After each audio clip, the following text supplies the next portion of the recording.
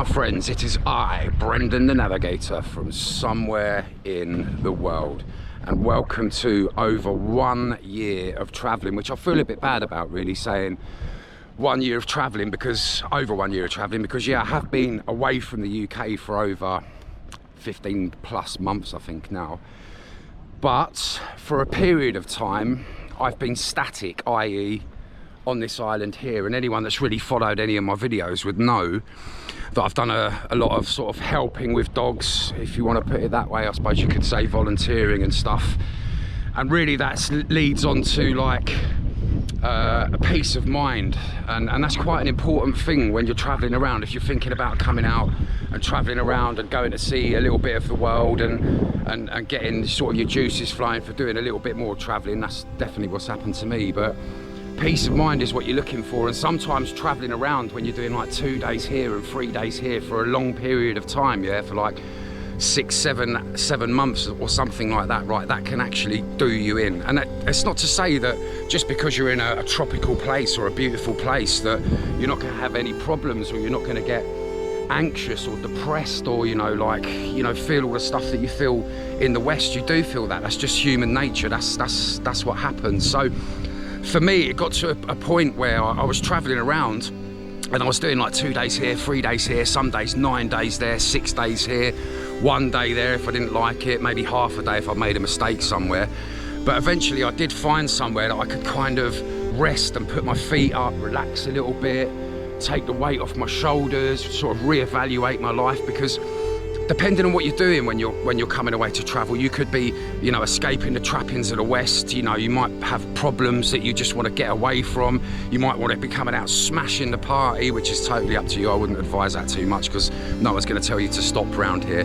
But depending on what reason you're brought out here for, I think that you need to take some stock at some stage and stop somewhere and maybe just reevaluate sort of who you are. I mean, why are you out here? Are you out here to make a living and sort of live away from the UK forever, or are you coming out to try and find yourself and be a little bit stronger? And I think for me personally, that's the journey I've been on, is peace and finding myself. And I never understood or realised what finding yourself meant. It just was a totally a concept to me that I just didn't understand.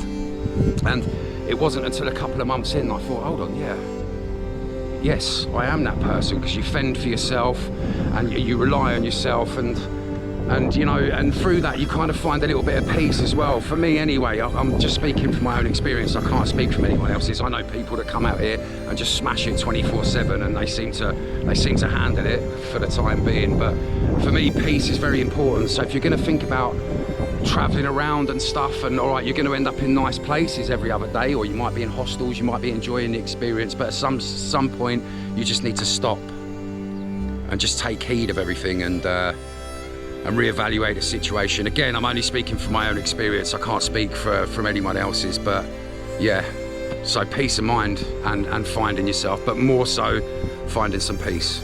All right, you can stop that now.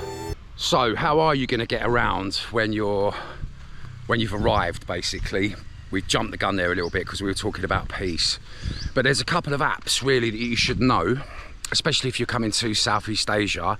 One is Pt4 Asia. That will get you started really quickly, getting your minibuses, any travel that you need to do, trains, etc. It's an easy way to get started. And for me, the other one is Grab, which is basically like the other version of Uber.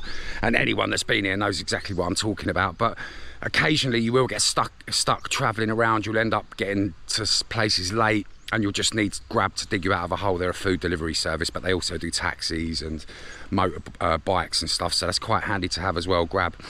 But I will say that when you get to the place you're going to, whether it's Vietnam, Cambodia, Laos, Thailand, India, the Philippines, wherever you are, you should get to know the local bus providers as well, because although Pt4 Asia and the big players in that game are good, and you'll get your ticket straight away, if you go local and you go with like Airbus or Red Line or any of the other names that are kind of the local providers in that country, then you'll save yourself a few quid. So yeah, they're the two main apps to kind of get you started with your travel and your food and your bits and pieces. And then, as I say, just get to know the local providers of the apps and you'll be able to save yourself a few quid. a few quid here and there. India I found a little bit difficult. You had to like have an IRCTC card or account to book trains and stuff. Other than that, you had to like be at the counter to book it. So that's a little bit of a different ball game. But Southeast Asia is much more easier to navigate. So there's 2 apps that will get you started if you're thinking about doing what I've done.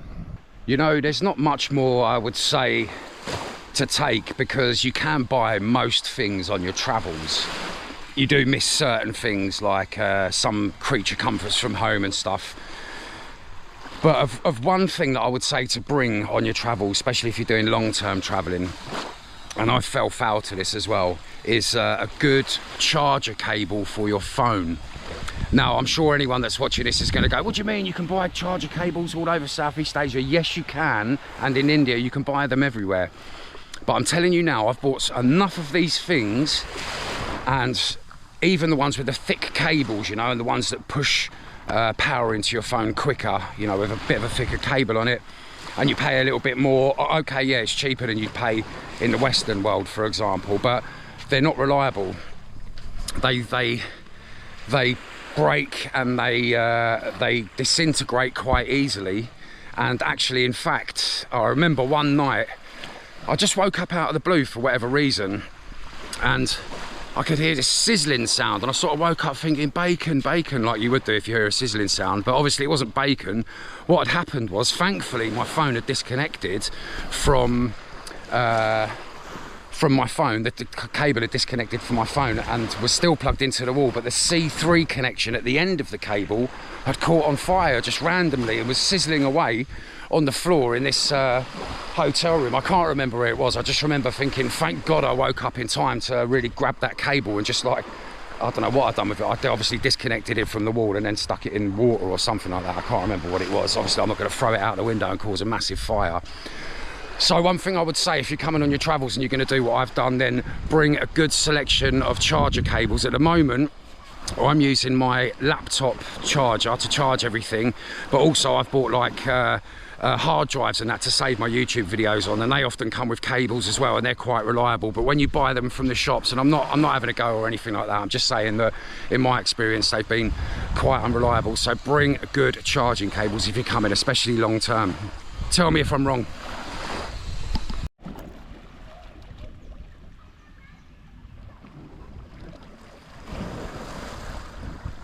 So what about the SIM cards, you're screaming out? What do you do with the SIM cards? Well, I've been seeing recently that you can buy an eSIM, which is, as it sounds, you go onto the internet and you buy the eSIM number and you sign it up with your phone, and then you pay a monthly fee and stuff. But someone showed me that, a bill for one of them, and it was $65 for a month. I think it was a month or maybe 3 months, something like that, to cover you across, you know, like Thailand, Vietnam, and I think Laos it was, or it might have been Cambodia, I'm not sure. And on the face of it, that sounds like a good deal, because obviously you're ready to go straight away. You just cross the border or wherever you go to, and your phone's going to work. Yeah, perfect. But to be honest with you, most places have Wi-Fi now, and when I was in Laos, if you follow my channel at all, you'll see that I had the emergency passport, and I couldn't actually get a SIM card while I was in Laos. I was there for like whatever 2 weeks or whatever, but I got by on Wi-Fi anyway. It wasn't a problem. But my experience is that, for example, in Thailand, I go with True, and with True I pay £10 a month and I get unlimited data. So I basically, the bungalow that I live in, if you see my channel, you'll have saw my bungalow, that's got no Wi-Fi there. I just go off my SIM card basically, and I cane it 24/7, and it never lets me down. It runs all the way for the 30 days, and then I just top it up again. Same as when you go to other countries, Cambodia, Vietnam, you know, it's very easy just to buy the SIM card and pay, I don't know, $7 in Cambodia, and I think Vietnam was the same, and you get it all singing, all dancing for 30 days, and then you can top it up for the extra 15 days if you're in Vietnam. I digress anyway. But what I'm saying is, it's probably cheaper just to buy SIM by SIM. The eSIM seems to be quite expensive for me, maybe because it's quite a new concept, I don't know, and the price will go down when more players come into the marketplace with eSIMs. But yeah, SIM cards are fine. They're probably cheaper, and as I say, everywhere's got Wi-Fi. So my advice is just to buy a SIM card, but obviously do a bit of research and get the best SIM card that gives you the best deals, 5G, unlimited, £10 a month. That's the most you're going to pay if you're traveling around like for 30 days at a stint through each country. The one thing I will say is that when I was in Cambodia the first time, for example, I kept the SIM card that I had. When I went back the second time, it didn't work. Now, that wasn't true for Thailand.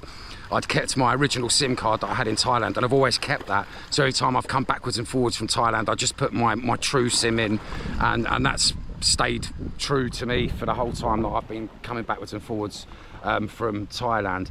I'm not sure about India because I've not been back there. Vietnam was the same as well. The card didn't work, so I had to buy another number. If you look at it that way, yeah, it probably clocks up. But if you're going to travel just country to country once, then it's probably just easier just to get the SIM cards. There are some that do cross over countries as well, but I don't know how reliable they are. So yeah, when it comes to when it comes to SIM cards, for me, I'm old school. I just like the SIM card to be in my phone. I don't have to rely on any sort of app or background service that's running my phone, basically, even though we're all trapped with phones nowadays. You can't get away from it. So yeah, my advice is buy SIMs. And lastly is insects, and particularly mosquitoes. And in the UK or your own country or wherever you come from outside of here, if you get sort of bit by mosquitoes in your own country, when summer starts rolling in, you're going to get smashed to pieces here. And the repellents and stuff are quite good here, but I probably would suggest to bring like maybe 100% protection from the UK. Obviously insect stuff, I mean, but also be aware that it's not just mosquitoes. You're living amongst all kinds of creepy crawlies. I mean, where I live, I've got a spider. I haven't named him yet. I'll just let him live there and do his thing. I've got geckos there. I'm sure there's a snake in the wall. Get an army of ants running around every now and again. So you really have to just put up with that. But particularly the insects, the mosquitoes, can make it a little bit difficult. Sometimes I mean, I've been around and about for a while now, so I still get bitten.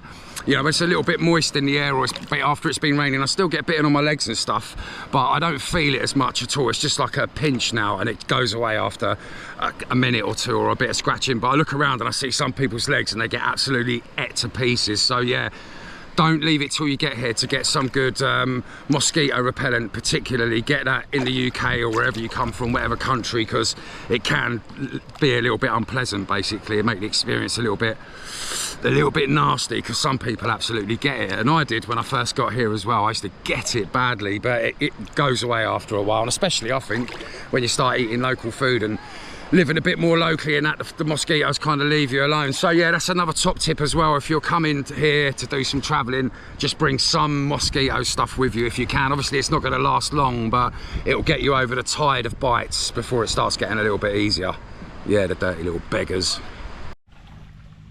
Well, my friends, that is all from over 1 year of traveling, part 4. So don't forget, let me know your experiences. If I've missed anything out or if I've got something wrong, let me know in the comments.